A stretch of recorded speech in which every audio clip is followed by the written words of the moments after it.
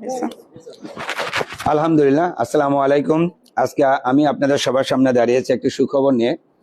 আমরা বাংলাদেশ নবজাতক হাসপাতালে আজকে আলহামদুলিল্লাহ প্রথম পেইনলেস ডেলিভারিতে একটি বাচ্চা জন্ম আল্লাহ দেওয়াতে সুযোগ করে দিয়েছেন। সেই জন্য আমরা আল্লাহর কাছে কৃতজ্ঞতা প্রকাশ করেছি।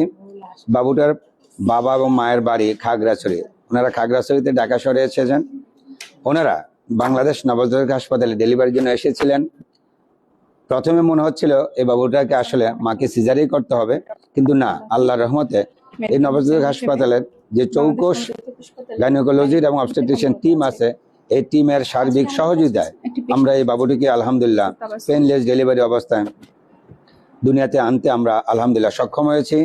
আল্লাহ আমাদেরকে সহায় হন এবং বাংলাদেশ নবজাতক হাসপাতালের সবাই সেবা নিন এবং পেইনলেস নর্মাল ডেলিভারি করানোর জন্য যে বাংলাদেশ নবজাতক হাসপাতালের যে পদ্ধতি এবং যে প্রসিডিউর আছে, আপনারা এই সেবা গ্রহণ করুন। এই সেবা গ্রহণ করে সিজারিয়ান সেকশনকে কমান এবং নর্মাল ডেলিভারি সংখ্যাকে বাড়াতে সাহায্য করুন।